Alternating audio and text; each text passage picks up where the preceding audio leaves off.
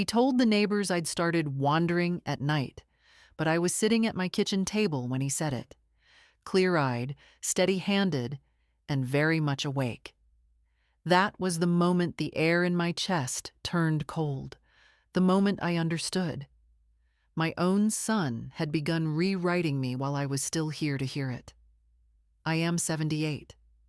I still thread needles without glasses. I still remember the birthdays of every child I ever taught to read. I still balance my checkbook to the cent.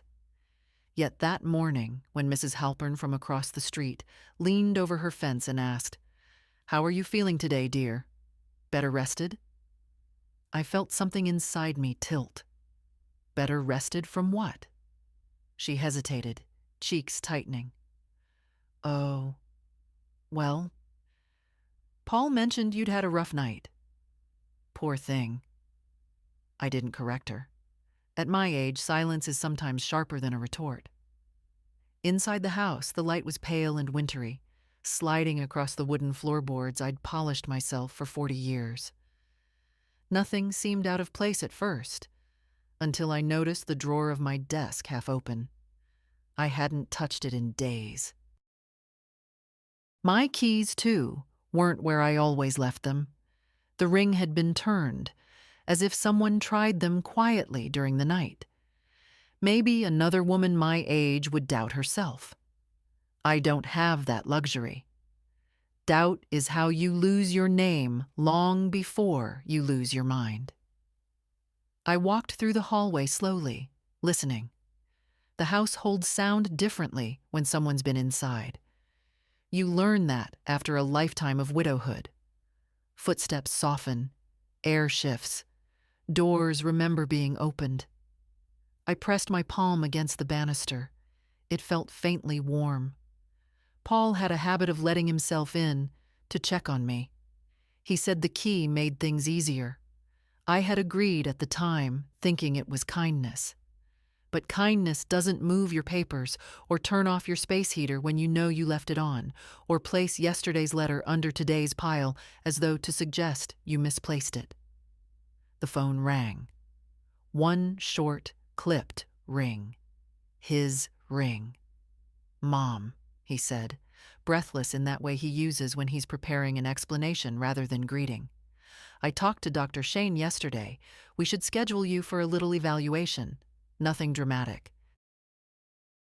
Just to make sure everything's okay." I stayed quiet long enough for him to fill the silence with his own worry. "You've been forgetful," he added. Forgetful. A word said softly, but it lands with the weight of a verdict. I asked him what exactly I had forgotten. He listed things I hadn't done, hadn't said, hadn't lived. Events rearranged, conversations trimmed and reshaped, as though my life were a badly organized drawer he intended to tidy for me. When he hung up, I stood in the middle of my living room, listening to the old clock tick, the same one his father used to wind every Sunday night. I thought of how gently I had raised that boy, how many nights I'd stayed up sewing costumes for school plays he barely remembered. Now, he was drawing the outline of a woman who misplaced her mind like an umbrella. But the trouble with drawing someone smaller is that sometimes they notice the shrinking. I sat back down at the kitchen table, where the morning had begun to cool. The window was cracked open, a thin line of air brushing my cheek. Across the street, Mrs. Halpern watched my house the way people watch a storm they've been warned about. I folded my hands, steady, dry, unshaking. No, my mind was not slipping, but something else was, and I intended to find it before he redrew me completely. The next morning began with another small humiliation wrapped in politeness, the kind people think you won't notice because of your age. I was clipping dead leaves from my geranium when a young grocery clerk I barely knew shouted from the sidewalk, "Be careful out here today, Mrs. Harden. Your son said you had a dizzy spell last week." A dizzy spell. I haven't been dizzy a single day in 20 years. Even grief never managed to knock me off my feet. I thanked the boy gently. None of this was his fault. But inside, something tugged low in my chest. That's how reputations erode, not with accusations, but with concerned voices, with soft rumors wearing slippers. I went back inside and found another misplaced object. My reading glasses on the shelf above the stove, where I would never put them. I keep my habits tight, like knots sailors can trust. And yet, there they were, balanced in the place where Paul once said, "You really shouldn't reach so high anymore, Mom." I sat for a long moment, letting the quiet stretch across the house the way winter sunlight does. Long, thin, and revealing every bit of dust. My memory was fine. My balance was fine. Something else was shifting beneath me, like a floorboard that had begun to warp. By noon, the doorbell rang. It was Erin, my daughter-in-law, carrying a bag of groceries she hadn't been invited to buy.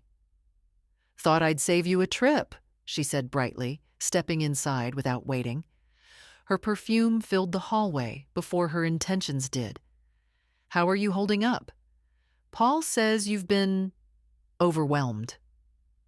Overwhelmed. Another word chosen like a decorative pillow. Soft, pretty, and meant to suggest I could no longer sit upright on my own. She set the bag down and began inspecting my pantry as if she were taking inventory for a facility brochure. "You know," she said lightly, "it might be better not to live alone in such a big house. It's a lot for you. No shame in that. Maybe something smaller, safer." Safer for whom? I wanted to ask. Instead, I let her talk, watching her eyes more than her mouth. She never looked at me directly for long. Guilt has a way of blinking before a person does. She pulled out my tea jars next. "Chamomile expired? Peppermint too strong at your age? Oh, and this one." I took the jar from her hand. "I've made tea longer than you've been alive, dear." Her smile faltered, then tightened again like a belt on the wrong notch. "Of course. I just worry. You forget things. We all do." "No," I said quietly. "Some of us remember very precisely." For a moment, the room was still. Erin reached into her purse and placed a folded paper on the table. "Paul wanted you to look at this. Just something simple. A form that helps us keep an eye on your medical decisions. Only in emergencies." I didn't open it. Paper rustles differently when it carries betrayal. "The weight is wrong." She hovered, waiting for a signature I did not give. When she finally left, I exhaled slowly, the way a woman exhales when she's finished lifting something heavy that no one else can see. I carried the folded document to my desk, slid it beside yesterday's misplaced keys, and began a notebook. A simple ledger of truth. Dates. Times. Words said. Names of who said them. People underestimate how sharp older women can be. They think if the body softens, the mind must collapse like dough in summer heat. But I have lived through deaths, recessions, blackouts, and the long winter after my husband died. I survived all of it because I paid attention, and now, it seemed, I would have to survive my own child. That evening, as I sat by the window watching the neighborhood settle into its usual rhythm, children playing, porch lights blinking on, dogs being let out for their last walk, I heard two women pausing near my yard. "Poor thing," one whispered. "She used to be so sharp. Paul told me she mixed up her pills twice last month." I felt my jaw tighten. I don't take pills, not a single one. Rumors travel faster than truth, especially when carried by people who enjoy the sweetness of concern more than the duty of accuracy. I closed the curtains softly. The house dimmed to a warm gold around me, a color I chose years ago because it reminded me of safety, before safety had to be defended. I made myself a cup of tea, steady-handed, steady-hearted, and sat at the kitchen table with my notebook open. Page 1 was nearly full. Page 2 waited patiently. I wasn't afraid, but I was no longer naive. The next day brought a sharp, metallic quiet. The kind that settles in a house when someone has touched what they shouldn't. I woke early, earlier than my bones usually agreed to, because something in the air felt disturbed. I went to my desk, opened the top drawer, and found a folder I hadn't left open. Inside were my tax records, bank statements, and the deed to my home. They were stacked wrong. My hands know their own order. I've had decades of habit. But 2 pages had been switched, one missing entirely. A missing page is not forgetfulness. It is intrusion. I stood there a long moment, the way one stands after hearing a distant door slam. Unsure where the sound came from, but certain it meant something. I reached for the phone and dialed Paul. He didn't say hello. "Mom, about that form Aaron gave you," he began, voice clipped. "I need you to look it over. It simplifies things, makes transitions easier." "Transitions to what?" I asked. He hesitated, and that silence told me more than his explanation ever could. "Just planning ahead. You don't want to worry about paperwork if something happens." I thought of the missing document in my drawer. "Something like what?" He sighed, impatient. "Let's not do this. You know your memory hasn't been the same."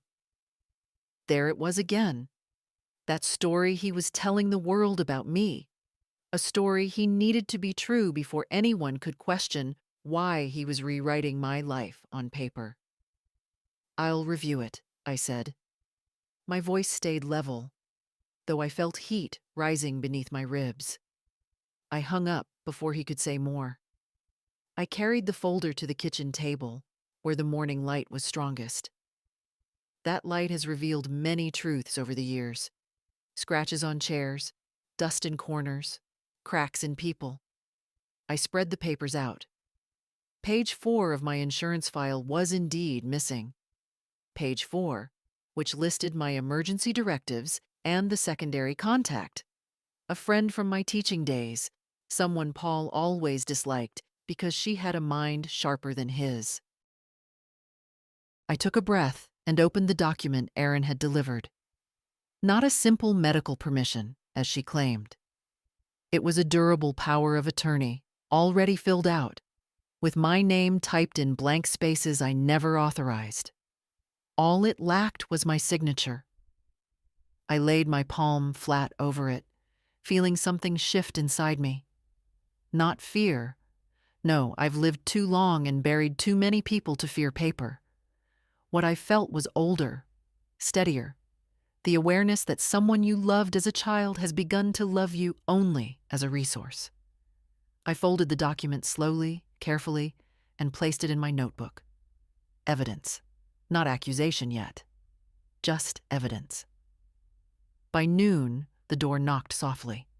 A man in a charcoal suit stood there, holding a clipboard. "Mrs. Harden, I'm here on behalf of Larkin Wood Medical. Your son arranged a cognitive assessment." "My son didn't consult me," I replied. He gave a practiced smile. "It's routine at your age." "I didn't ask for routine." He shifted, uncomfortable. "It would help your family make decisions." I felt something cold slide through me, but my voice stayed calm.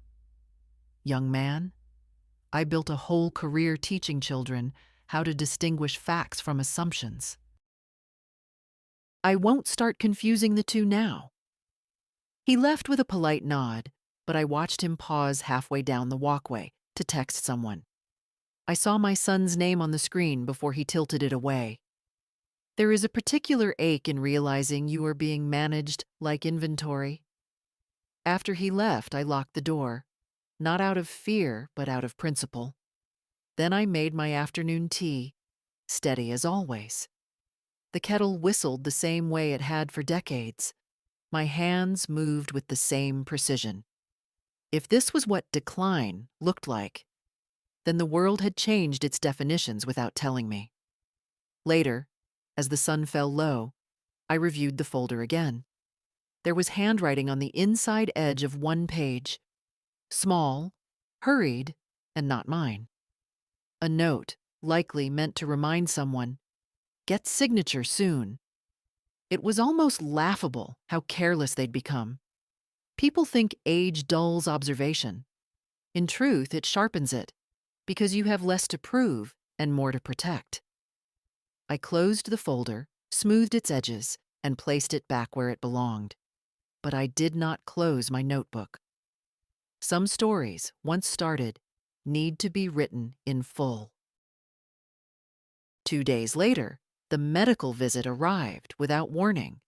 The sort of visit arranged by someone who assumes you won't question why a stranger is suddenly interested in your mind. It was noon when the doorbell rang. I expected the mailman. Instead, a woman stood there with a clipboard, a polite smile, and a badge that meant very little to me. "Mrs. Harden? I'm Dr. Lillian Shore. Your son scheduled a preliminary cognitive screening. Just routine." That word again. Routine. A word people use when they hope you'll surrender without thinking. "I didn't schedule anything," I said.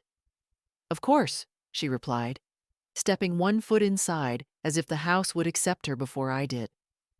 "Your son expressed concern about—" She glanced down at her notes. "Memory fluctuations." My memory was fine.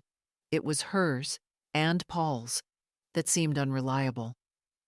"I'm not comfortable with unannounced assessments," I said. She softened her voice, the way professionals do when they decide your resistance is part of your diagnosis. "It would help your family. They're worried." Worried? Yet not one of them had asked me how I felt about any of this. Concern without conversation is not concern at all. I invited her to sit anyway, not out of agreement, but out of curiosity. Her eyes wandered around the house, the framed photos, the shelves of books, the neat rows of labeled drawers. Her gaze lingered too long, as though she was assessing more than my cognition. She began with questions I'd heard my own mother answer decades ago in a hospital, long before her mind dimmed. "What day is it? Who is the president? Do you remember what you had for breakfast?" Her tone was gentle, but the assumption behind it was not. I answered each question clearly, without hurry, without trembling. The more I spoke, the more her pen slowed. Her expression shifted from expectation to something quieter. Doubt, perhaps. Then she asked almost casually, "Has anyone told you that you've been forgetting things? Misplacing items?" I held her gaze. "Someone telling a story does not make it true." She blinked. That answer wasn't in her script. I gestured toward the kitchen.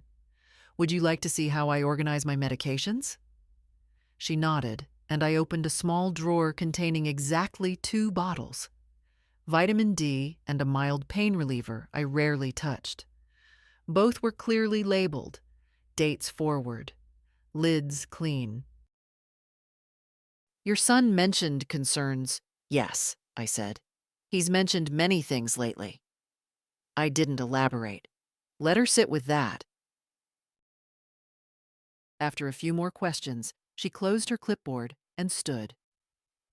"Mrs. Harden, I don't see signs of cognitive decline. You're oriented, articulate, and attentive. I'll note that." Her voice carried a hint of something else. Something like apology. But apologies without responsibility are as light as feathers. They flutter and fall without landing anywhere meaningful. As I walked her to the door, she lowered her voice. If anything changes, if you feel pressured or uncomfortable, you can request a neutral evaluation. You don't need family permission for that. So she had sensed it. Not the details, but the shape of something wrong. I'll remember, I said, and I will. Remembering has never been my weakness. When she left, I sat in my favorite chair by the window, watching her car pull away. The assessment hadn't been for my benefit. It had been designed to confirm a conclusion someone else had already drawn. But it had failed, and I took that as a quiet victory. Still, victory did not change what I found that evening. In the hallway cabinet, a cabinet no one but Paul ever touched, I found my insurance file again. This time, page 4 was not missing. It was replaced. A new page, freshly printed. My signature had been scanned and placed at the bottom. Only it wasn't mine. Or rather, it was mine, but lifted from another document entirely. My hand is steady, but it does not repeat itself. No signature ever does. I sat down at the dining table and looked at the forgery for a long time. The lines were almost perfect. Almost. But age teaches you to see small differences. The angle of a loop, the pressure on a downstroke, the way ink settles. Someone thought I wouldn't notice. Someone believed the version of me they'd been describing aloud. Confused, soft, fading. But I am none of those things. I placed the forged page carefully into my notebook. The house felt different now, not unsafe, but watched, as though I were living inside someone else's plan. I closed the curtains, not out of fear, but out of clarity. People had begun drawing a version of me that did not exist. And if they insisted on drawing, I would have to show them just how wrong their picture was. The house had always been a place that held its breath softly, the way old homes do when they've watched a family grow and drift. But over the next few days, the silence changed. It felt interfered with, as if the air remembered hands that were not mine. It began with small disappearances. My pearl earrings, the ones my husband gave me the year before he died, gone from the dish where they lived for 30 years. I searched the obvious places, then the drawers I rarely opened. Nothing. Next, a grocery receipt I had kept to compare prices. Missing. Not valuable, not sentimental, but mine, and misplaced only by someone who wanted the illusion of forgetfulness to appear natural. Then, on Saturday morning, I found my electric bill tucked behind a stack of old magazines in the hallway cabinet. The bill had been opened and folded again. Not my folding. I creased paper differently, inward first, always. For a moment I stood there, the bill in my hand, feeling something old and steady rise inside me. The same steadying force I had felt the night I drove myself to the hospital when my husband collapsed. The same force I felt when I walked into my first classroom at 22. Not courage exactly, but clarity. Someone was constructing a version of my life without my consent. In the afternoon, Erin appeared again. She knocked softly, as if politeness could hide her purpose. This time she carried a small plastic organizer. "I thought this might help," she said, stepping inside before I could accept or decline. "A pill sorter. Monday through Sunday. They're a lifesaver at your age." I looked at the empty compartments. "I don't take pills." She laughed lightly. "That's the point. You forget to." "I forget nothing," I said. Her smile froze just enough for truth to slip between us. She set the sorter on my kitchen table, right on top of yesterday's newspaper, as though claiming territory. "You know," she continued, opening my refrigerator, "you've rearranged things oddly. Milk on the top shelf? You never did that before." I didn't rearrange anything. "Well," she said, closing the door with a gentle thud, "memory habits shift." She paused, watching me with that expression she wore when deciding whether to speak plainly or pretend to be kind. "It's nothing to be ashamed of, Margaret. I told Paul we'd help you through it." "Help me through what?" "The story they kept telling each other until it became real enough in their minds to justify every intrusion." When she left, the house felt smaller, as if her perfume clung to the walls. I opened the windows to let the cold air in. Winter air tells the truth. It doesn't hide human intentions. Later that evening, while sorting laundry in my bedroom, I noticed a faint scratch on the lock of my wardrobe. Not deep enough to break the wood, but new. I touched it lightly. A thin, sharp line, made by impatience or by someone who didn't want to be caught, opening what didn't belong to them. My hands did not shake. Fear is an indulgence I've learned to put aside. I retrieved my notebook and wrote everything down. Earrings missing, bill moved, wardrobe scratched, pillbox delivered. Dates, times, descriptions. If they wanted to say I was losing track of things, I would keep track of them with the precision of an archivist. Before bed, I checked the front door. The deadbolt was turned halfway. Not fully locked, not fully open. I always locked it fully. Always. I slid it into place and pressed my forehead lightly against the cold wood. It wasn't the intrusion that unsettled me most. It was the carelessness. The assumption that I wouldn't notice. That age had softened not only my memory, but my awareness, my dignity, my vigilance. But the truth is simpler. The older you get, the more you pay attention.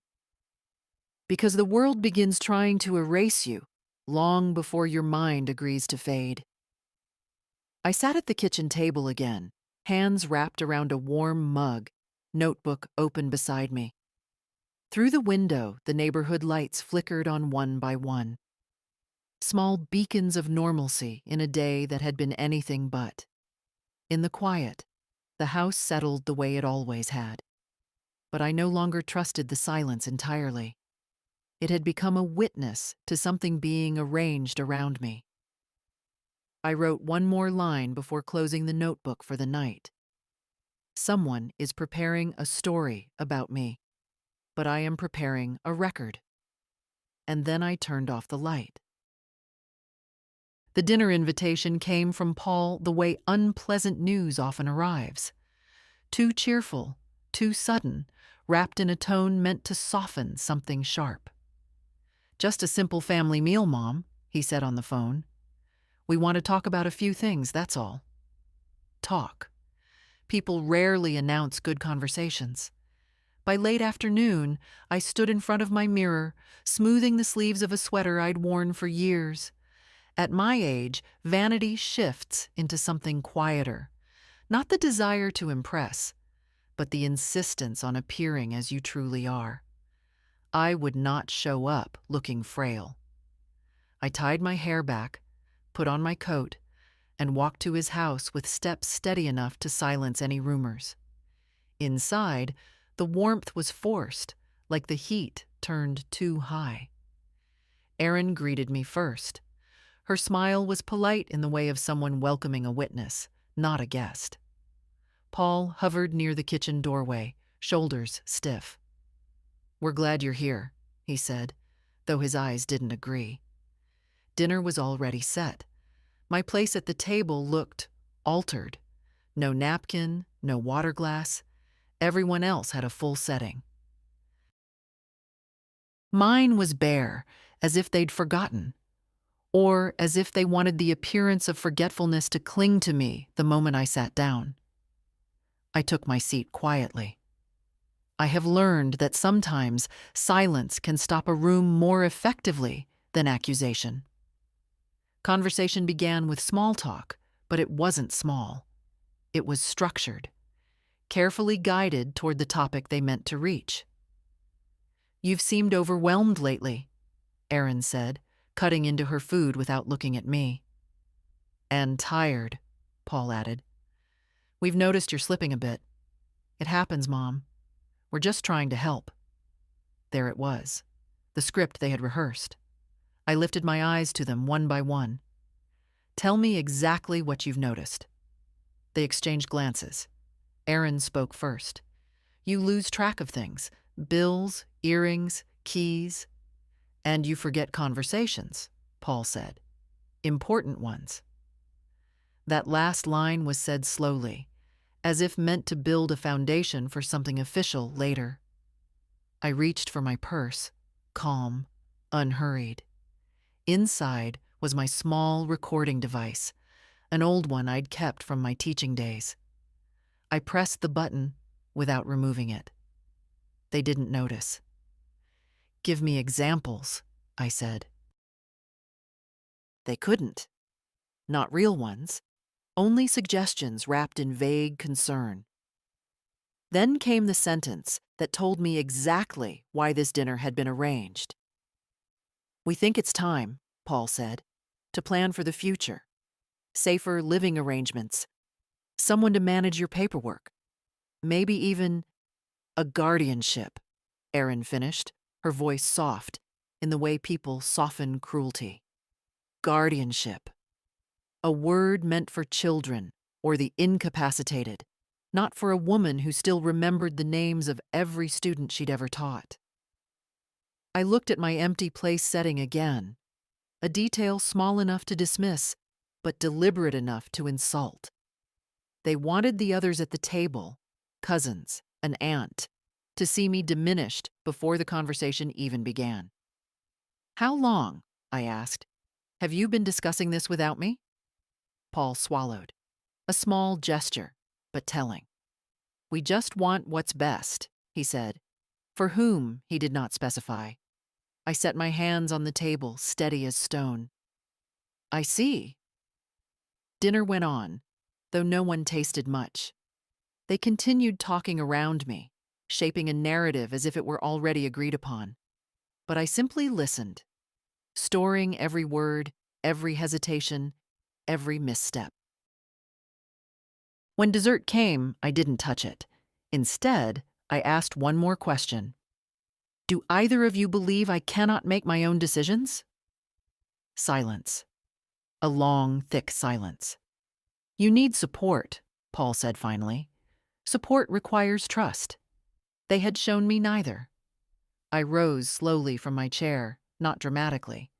Simply with the dignity I refused to surrender. My coat slid over my shoulders easily. "Thank you for dinner," I said. No one stopped me. Outside, the night air was cold enough to feel honest. I walked home beneath the streetlights, each step deliberate. In my purse, the recorded conversation rested like quiet armor. They thought I hadn't seen the trap they were building, but I had seen every piece. The morning after that dinner felt heavier than the night itself. Not with fear, I've lived too long for that, but with the weight of understanding. Once someone has spoken their intentions aloud, even gently, there is no going back to pretending. I made my tea slowly, listening to the kettle as if it were answering questions I hadn't asked yet. The house was still, but not peacefully. Still, the way a room becomes after someone has moved something when you weren't looking. I found the proof before noon. The mail had been slid through the slot. 3 envelopes, one addressed directly to Paul, at my address, a bank logo on the corner. I held it in my hand for a long moment. The envelope was sealed, but the implication wasn't. Someone was already rerouting my life. I didn't open it. I simply placed it on the table and studied the handwriting on the address line. It wasn't mine. It wasn't the bank's. It was Erin's. Her looped R's gave her away. Whatever was inside wasn't meant to be seen by me. I added it to my notebook. Paul receiving financial mail at my address. Notified at 10:14 a.m. As I wrote, I felt a quiet steadiness forming inside me, the same steadiness women my age learn to rely on. People think resilience grows loud with age. It doesn't. It grows silent, deliberate. By afternoon, Paul called. "Mom, did anything come for me? I had something forwarded." "Why is your mail coming here?" I asked. He paused, long enough to choose a lie. "It's easier for me. And Erin thought you might need help sorting things." Help. Their favorite word. A word that felt more like a hand closing around mine, guiding it toward a signature. I didn't argue. Argument gives people proof they're right. Instead, I let the silence sit between us until he cleared his throat and changed the subject. When the call ended, I opened the hallway closet to retrieve a winter coat and saw that my file box, the one containing my most important documents, had been shifted. A centimeter, perhaps, but enough. The lid didn't sit flush the way I always left it. I lifted it. The weight was wrong. Something had been removed. Inside, my marriage certificate was out of order. A savings bond envelope had been opened and tucked back improperly. Items from different folders had been rearranged as if someone had searched quickly, maybe even confidently, believing I wouldn't notice. But women my age always notice when the foundations of their life are touched. I spent the next hour returning everything to its rightful place, not because I needed order for myself, but because I wanted the next disturbance to be unmistakable. If they were building a case, then so was I. Around 4, Erin appeared again. No warning, no excuse. "We were worried," she said. "You didn't answer Paul's text." "I was busy," I replied. "Doing what?" "Living in my home." The answer unsettled her. She smiled thinly and walked through the house as though inspecting a rental property she hoped to purchase. Her eyes lingered on my bills, on the folder beside my notebook, on the single envelope addressed to her husband. "You seem tense," she said. "Tension," I replied, "usually comes from being cornered." She opened her mouth, then closed it. For the first time, she looked unsure. I watched her carefully. People reveal their intentions not just through words, but through what they can't explain. When she left, I stood in the doorway watching her hurry down the steps. She didn't glance back. People acting in honesty look back. People acting in secrecy do not. I locked the door and sat in my chair by the window. The late afternoon light reached across the living room floor, the same as it had for 4 decades. But I felt the house preparing itself, as if it knew I might need its walls as witnesses. I opened my notebook again and wrote slowly, clearly. They are accelerating. Someone went through the file box. Mail redirected. Intent now overt, not implied. The pen didn't tremble. For the first time in days, neither did I. I didn't sleep well that night. Not because of fear. Fear fades with age, the way sharp pains soften into aches. But because the house creaked differently, as though it had begun to expect things of me, or perhaps warn me. By morning, I had made a decision. Not a dramatic one. Just the kind of decision a woman makes when she's been pushed toward a wall and remembers she still has strength in her back. I called Tom Bennett, a former student of mine who had gone on to become an attorney. I hadn't seen him in years, but I remembered how carefully he listened as a boy, always leaning forward in class as if truth were something one could catch with both hands. He remembered me immediately. Mrs. Harden, are you all right? A simple question, but asked with the suspicion that I might not be, a suspicion planted by someone else. I'd like to see you, I said. Today, if possible. His tone warmed. Of course. Come by at 2, and take your time getting here. At 2 o'clock sharp, I entered his office, a modest space with shelves of casebooks and a window that overlooked the post office where I'd once taught him how to find stamps for his grandmother. He rose when he saw me. You look well, he said. I am well, I answered, despite what others may be saying. His brow tightened gently. What's happening? I placed my notebook on his desk. Not all of it. Just enough pages to show a pattern without revealing the ache behind it. He read silently, his jaw tightening as he went. They're documenting you, he said finally. Or rather, creating a version of you that fits their plan. I thought so, I said, but I wanted confirmation. He asked me to tell the story from the beginning. I did. Slowly, clearly, without embellishment. The forged page, the rearranged documents, the dinner conversation, the medical visit, the redirected mail, the sudden urgency in their voices. When I finished, he leaned back in his chair. Mrs. Harden, everything you've described fits a pattern of attempted guardianship without grounds. If successful, they'd control your assets, decisions, even your movements. I know, I said quietly. That's why I'm here. You're mentally sharp, he continued. Very sharp. They don't have a legal basis, but they might create one if you're not careful. I looked at the window. Outside, a woman was lifting a child into a car seat. Small, everyday tenderness.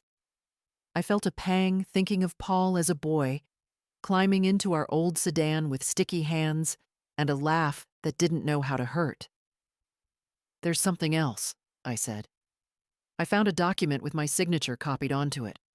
Tom straightened. Do you have it? I handed him the page. He held it up to the light, tracing the edges with his thumb. This is a digital lift. Clean, but not clean enough. It's fraud, Margaret. He rarely used first names. I let the moment settle between us. What do I do? I asked. You need protection, he said. Not from them physically, but from the power they're trying to take. The first step is securing your estate so they cannot touch it. A trust. A revocable living trust that names you as the sole controller while you're alive. And after? That's your choice, he said. But they cannot access it during your lifetime, not even with a guardianship petition. I nodded slowly. I want that. He began gathering forms, speaking in steady, deliberate tones. We'll draft it today, then we'll document everything, every irregularity, every intrusion. If they attempt anything formal, we'll have a record ready. I felt a long breath leave me. Not relief exactly. Something quieter. Something like standing on firmer ground after weeks of shifting sand. Margaret, he added, softening, you're not losing your mind. You're being targeted, and you're responding with more clarity than most people half your age. I managed a faint smile. Not gratitude, recognition. Before I left, he handed me a sealed envelope. This is a certified statement confirming your mental competency as of today. It's signed and notarized. Keep it somewhere safe. I placed it carefully in my bag. Outside, the late afternoon sun cast long shadows across the pavement. My steps felt measured, but not heavy. There is a difference between being watched and being prepared. As I reached the corner, I paused, letting the cold air settle over my hands. I wasn't done, not even close. The next morning, I woke with an unfamiliar sensation. Not dread, Not exactly courage, but a kind of quiet readiness, as though something in me had finally decided to stop absorbing and start redirecting. The trust documents sat on my kitchen table, neatly arranged where the morning light touched them first. I read each page again, slowly, not because I doubted my understanding, I've always read with care, but because this wasn't just paperwork. It was a boundary, one I'd needed long before I knew it. By 10 o'clock, I was at the bank. The manager, a polite young man with careful hair, guided me to a small office. He assumed I needed help. Older women often get their competence discounted before they even open their mouths. I let him run through his rehearsed explanations until he realized I followed every sentence. "These accounts," he said, adjusting his glasses, "will now be titled Under the Trust. You remain the sole trustee. No one else can withdraw, alter, or close them." "No one," I repeated. He nodded. "Correct." I signed the documents with a steady hand. My signature looked just as it always had, curved, deliberate, unmistakably mine. Not the imitation Paul had slipped into my files. Once everything was sealed and notarized, the manager stood and shook my hand. "If anyone tries to make changes without your authorization, the system will flag it, and we will contact you directly." Good, I thought. Let the system carry some of the weight for once. On my way out, I noticed a woman from the neighborhood near the teller line. She looked at me the way people do when they've heard whispers. "Are you all right, Margaret?" she asked, voice low. "Perfectly," I said. "I just had some business to attend to." The truth, spoken plainly, unsettles people who expected frailty. When I arrived home, the air inside felt calmer. Papers where they should be, drawers as I'd left them. But calm, I've learned, can also mean preparation. I set the sealed trust binder in the drawer of my writing desk, second slot down, a place no one touches but me. Then I opened my notebook and wrote, "Trust established. Bank notified. Documents secured." Small sentences, but together they formed a shield. Around mid-afternoon, Paul called. "Mom, I was thinking, maybe we should look at assisted living options together. There's no pressure, just planning." Planning, his favorite word lately.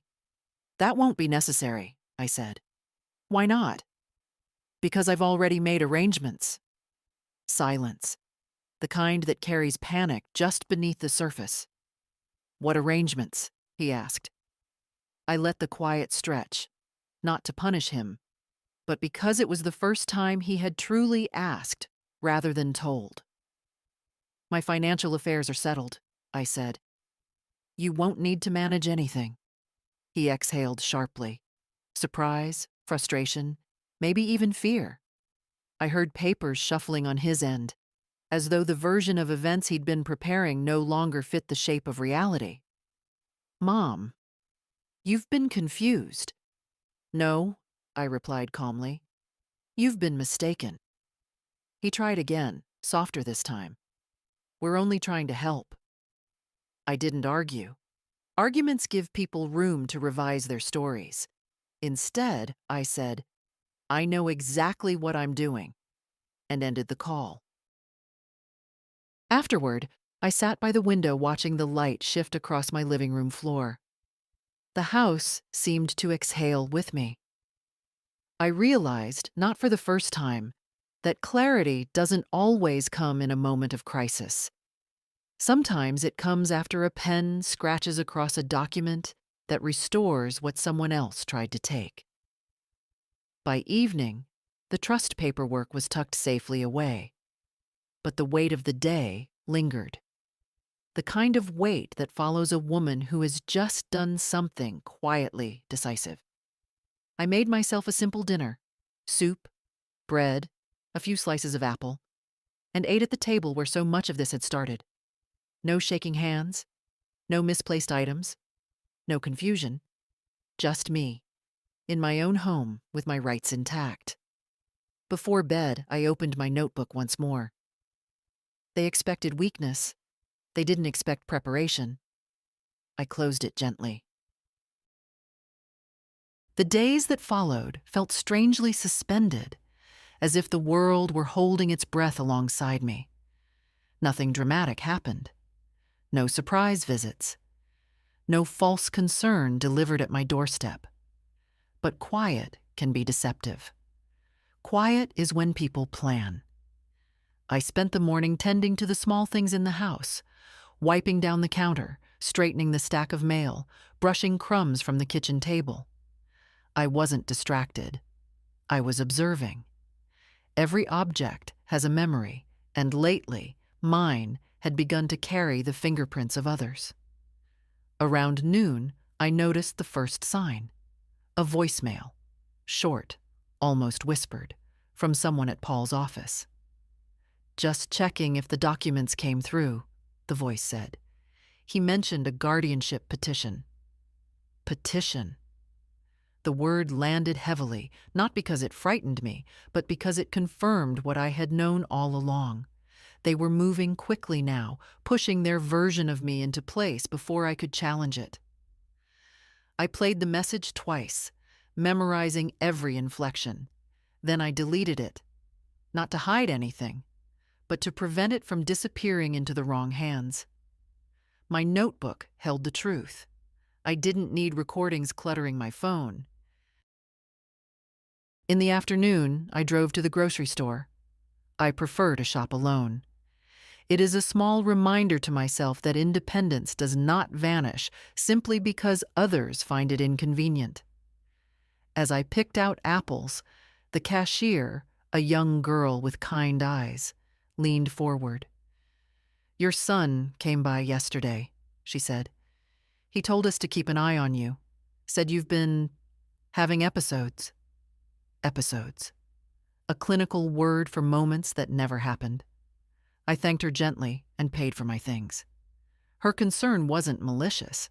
It was borrowed from someone else's narrative. That's how reputations slip. Not because they're pushed, but because they're handed quietly from one well-meaning person to the next. When I returned home, another sign waited for me. A pamphlet slid under my door. Silver Glen Assisted Living, compassionate care for your loved ones. Someone had circled a room number on the back. A recommended placement. No signature, no explanation, just pressure, wrapped in glossy paper. I sat in my chair by the window and let the sunlight rest on my hands. These hands had raised a child, held a dying husband, graded thousands of papers, and carried more burdens than Paul would ever understand. They did not tremble now. I added the pamphlet to my notebook with a single note. Anonymous delivery. Placement implied. Still, the moment that defined the day came in the evening. I heard the rustle of mail at the door. When I picked it up, one envelope stood out. Not addressed to me, not forwarded, not official. Just my name in Paul's handwriting. Inside was a letter. "Mom, we're worried. You're resisting help that you need. If you don't cooperate, we'll have to pursue legal options. Don't make this harder than it has to be. We love you. Paul." I read it twice. It was not a letter written to a mother. It was a letter written to an obstacle.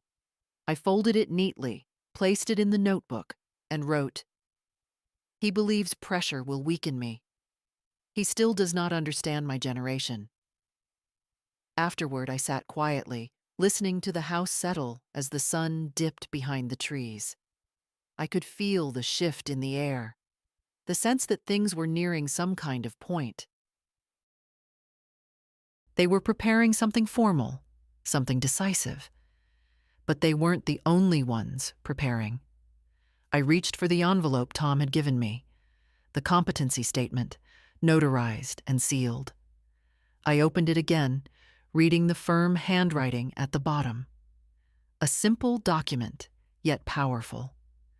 Proof written by someone with authority, not assumption. I placed it beside the trust papers. Together, they formed a quiet wall. Outside, the streetlights flickered on, one by one, their warm glow reflecting off the window. I watched them for a moment, letting their steady light settle into me. They were escalating, but so was I, with more clarity than panic, more focus than fear. I closed the curtains gently. Tomorrow, I thought, would bring the next step. The day they chose for the discussion about my future arrived with a thin gray sky, the kind that presses down without rain. I dressed with deliberate care, not to impress them, but to remind myself that dignity is a kind of armor. A soft blouse, a cardigan I'd mended twice, trousers without a wrinkle, nothing extravagant, just clean lines, steady colors. When I reached Paul and Erin's house, I saw more cars than I expected. Family cars, a neighbor's sedan, even Dr. Shore's compact car parked near the curb. So this wasn't a talk, it was an arrangement. Inside, the living room had been organized like a meeting, chairs in a circle, papers stacked on the coffee table, Erin moving briskly, as if preparing for a presentation, Paul pacing, his jaw tight. A few relatives sat stiffly, unsure why they'd been summoned but unwilling to appear uninformed. I stood in the doorway for a moment. No one offered me a seat. Finally, Aunt Marion rose and fetched one from the kitchen. "Sit here, Margaret," she said softly. I thanked her, not for the chair, but for the recognition. Paul cleared his throat. "Mom, we're all here because we care about you." Care. A word that had been stretched thin these past weeks. He continued, "We've noticed changes, memory issues, confusion, difficulty managing the house. It's time to consider support systems before something catastrophic happens." He used the word catastrophic as though my continued independence were a threat.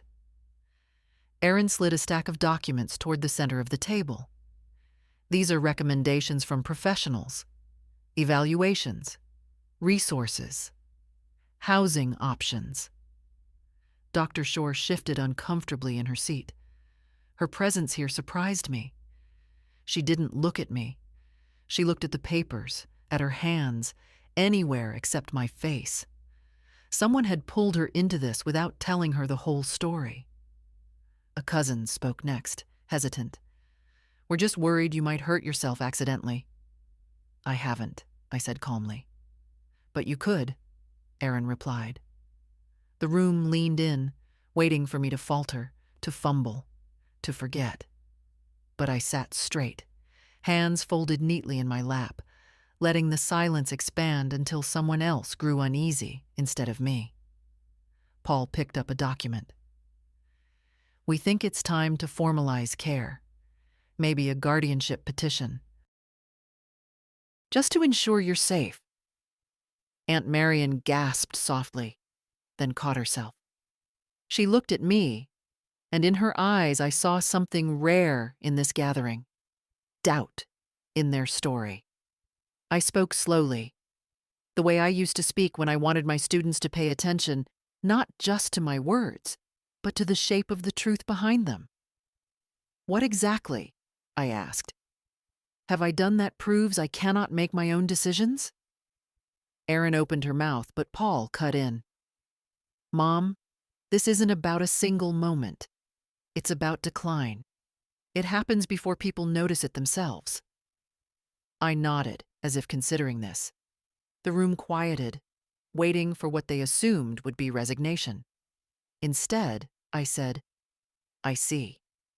It was all I said. Because sometimes the most powerful thing a person can do is refuse the role they've been assigned. I sat back and folded my hands again, letting their documents sit untouched on the table between us. They had come prepared to explain my life to me, but I had come simply to observe the lengths they were willing to go. For a long moment, no one spoke. The room was thick with expectation, the way air grows heavy before a storm not yet willing to break. Paul shifted first, papers in hand, as if rearranging them might rearrange me too. "Mom," he began carefully, "we need to move forward. Everyone agrees." Everyone. A convenient word people use when they want the weight of a crowd behind their choices. Aunt Marion cleared her throat. "I don't agree, Paul. She seems perfectly able to speak for herself." Erin gave her a small, polite smile that held no warmth. "This is hard for families. Denial is common." Dr. Shore finally spoke, her voice more uncertain than I'd ever heard it. "I didn't recommend guardianship. My assessment didn't indicate impairment." Paul turned sharply toward her. "We talked about this. You said there were concerns." She lifted her chin. "Concerns are not evidence." A flicker of irritation crossed his face, quick but unmistakable. I reached calmly into my handbag. The room stilled, curious. I withdrew a small folder, unassuming, thin, but holding the shape of the truth they had tried to reshape. "I brought something," I said. Paul inhaled sharply. Erin's eyes narrowed.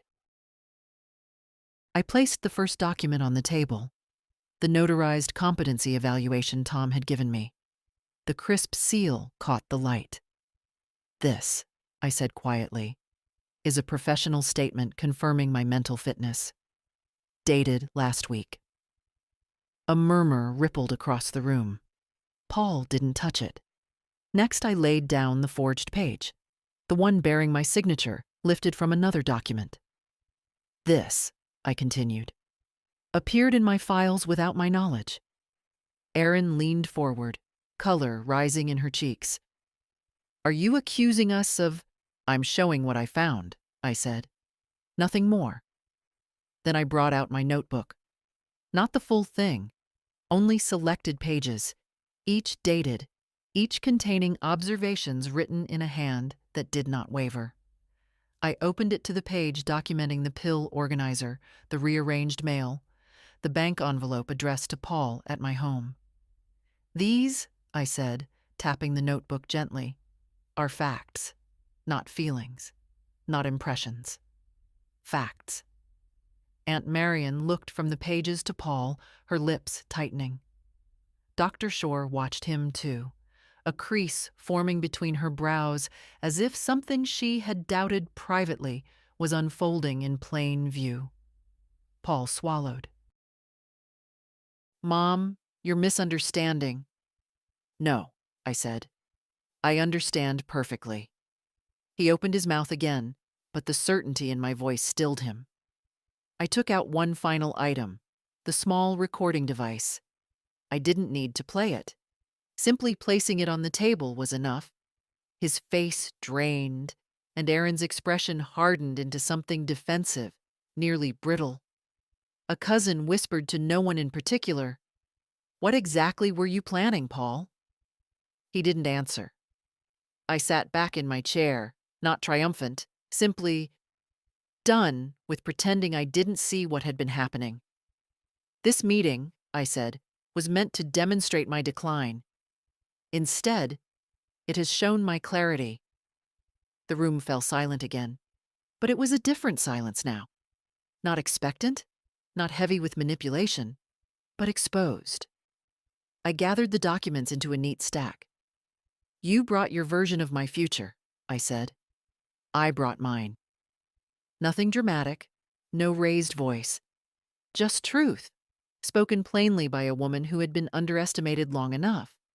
I stood, slowly, because at 78, one rises with intention, and thanked Aunt Marion for the chair. No one stopped me. No one dared. I didn't look back as I walked toward the door, but I could feel the shift behind me. the sudden scramble of people confronted with a truth they hadn't prepared for. Some truths arrive softly, like fog. Others arrive like a mirror. This one had done both. I reached for my coat on the rack, the same coat I had worn to funerals, birthdays, and the day I buried my husband. A coat remembers things. This one remembered strength. Before I slipped it on, Tom stepped into the doorway of the living room.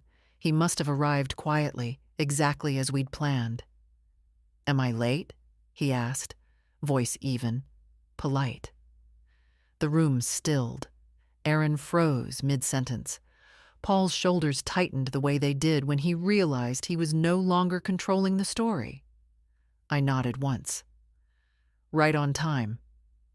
Tom introduced himself to the others, his tone efficient without being sharp. "I'm Mrs. Hardin's legal counsel." That sentence alone rearranged the room. Aaron recovered first. "This is a family meeting. We didn't authorize a lawyer." Tom didn't blink. "My client did." He placed a thin folder on the coffee table beside the stack of documents they had prepared for me. "I've reviewed the materials presented today, those shared openly, and those found privately in Mrs. Hardin's home. Some raise serious legal concerns." Paul's voice cracked slightly. "Concerns? About what?" Tom opened the folder. Forgery, for one. Coercion, for another. Manipulation of personal documents. Potential financial exploitation of an elder. These are not small matters. A cousin shifted in her seat. Someone muttered, "Dear God," under their breath. Erin tried to rise, but her legs barely carried her. "This is ridiculous. We were helping her. She's confused. Tom cut her off gently. "Mrs. Hardin has passed every cognitive assessment, including one I arranged to be administered independently. She has full legal capacity. Any petition claiming otherwise would be dismissed and investigated." Paul's face drained to ash. "You're twisting this. She's been acting." "Acting?" I repeated quietly. "Or noticing?" My voice wasn't loud. It didn't need to be. Dr. Shore finally stood. She smoothed her hands over her coat. "I need to say something." Her eyes moved from me to Paul. "I filed an addendum this morning confirming Mrs. Hardin's mental clarity. If anyone attempts to misuse my earlier notes, I will report it." Paul stared at her as though she had betrayed him. Perhaps she had, or perhaps she had simply chosen honesty over convenience. Tom added, "And for the record, the trust is already established. Mrs. Hardin's property and finances are fully protected. Any attempt to access them would trigger automatic review." Silence fell, heavy, final, not the expectant silence from before. This was the silence of plans collapsing. I put on my coat slowly, button by button, the way women of my generation learned to armor ourselves without steel. "Margaret," Aunt Marion whispered, "you don't have to stay here." "I know," I said. I stepped toward the door. No one blocked my way. Even Erin stepped aside, her eyes darting, calculating futures that no longer involved my home, my accounts, or my silence. As I reached the threshold, I paused. Not for them, but for myself. "You tried to make me small," I said softly, "but I haven't forgotten who I am." No one answered. Some truths do not invite reply. I walked out into the gray afternoon, the cold air meeting my face like an old companion. Behind me, their voices rose. Confusion, frustration, blame passed back and forth, like a hot pan no one wanted to hold. But those voices were no longer mine to manage. I closed the gate behind me with a quiet, final click. The air outside carried a thin winter bite, the kind that wakes a person more fully than coffee ever could. I walked home slowly, feeling each step settle something inside me that had been unsettled for weeks. My house came into view, modest, aging in places, but unmistakably mine. It stood there, as if relieved to see me return on my own terms. When I unlocked the door, the familiar scent of cedar and old books drifted toward me. I set my coat on the hook, the same hook my husband once used, and paused in the entryway. The house felt different now, not watched, not disturbed, simply waiting.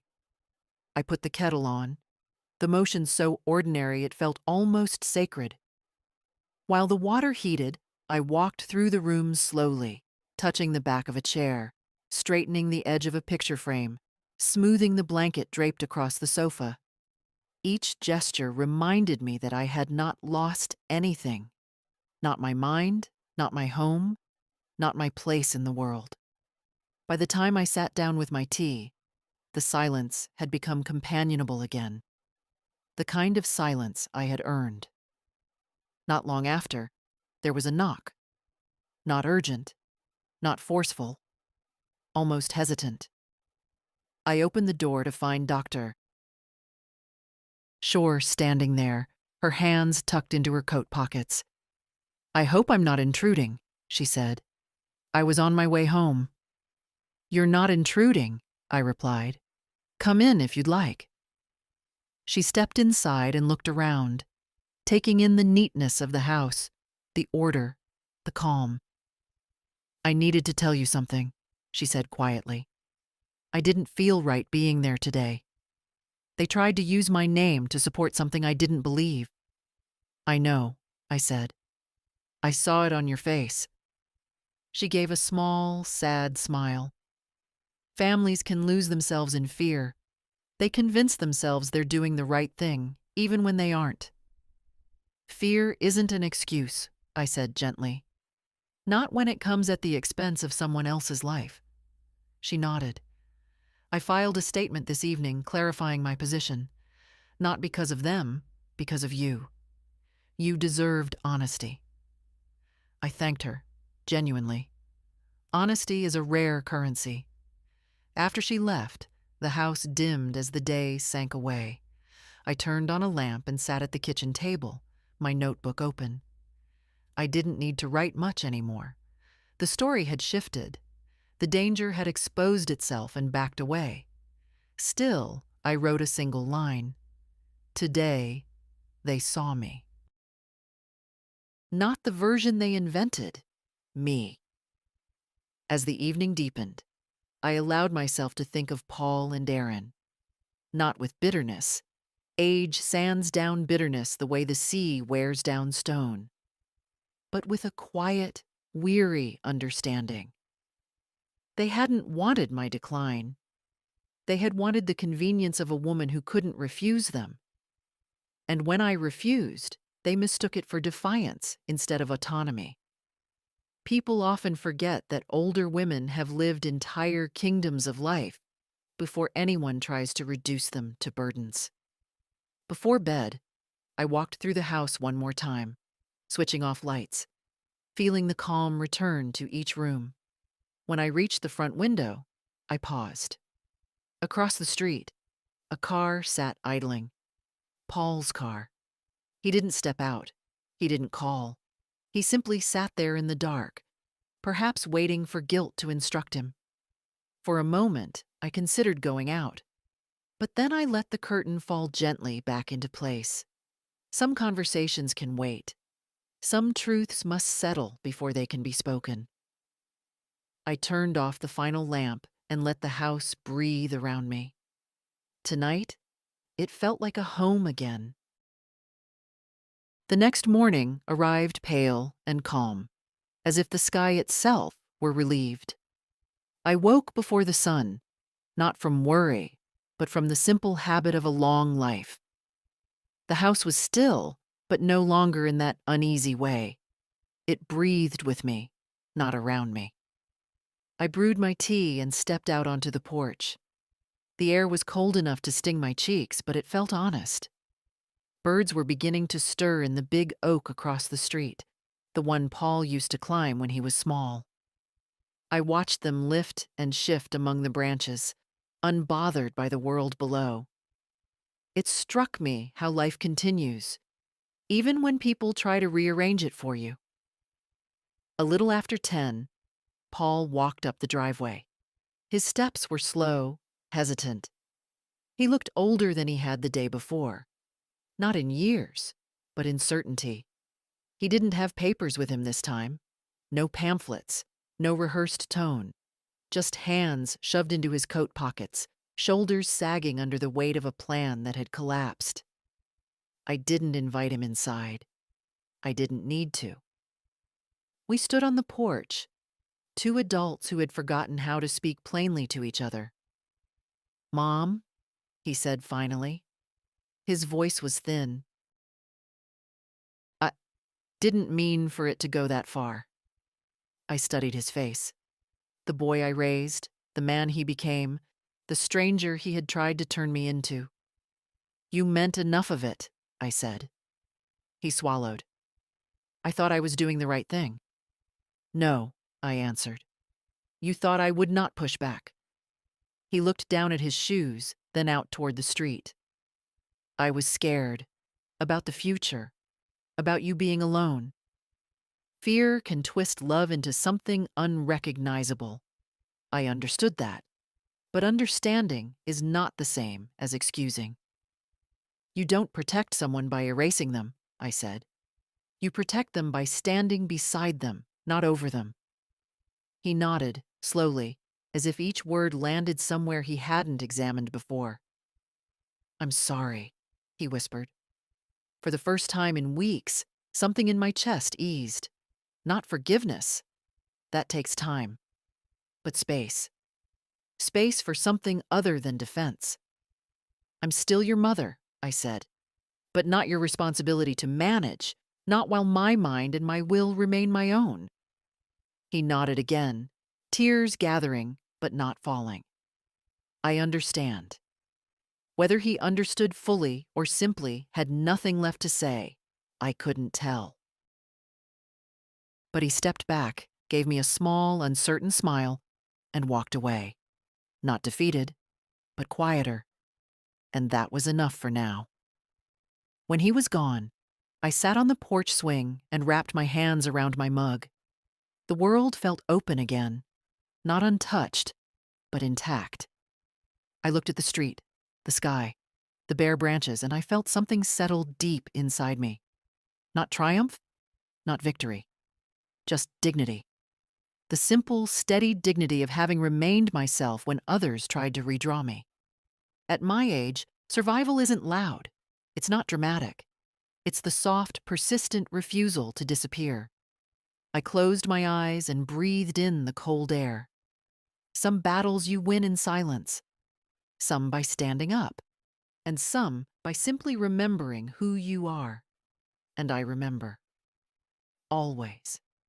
If stories like this speak to you, stay with my voice. Follow along, share your thoughts, and let me know you're here.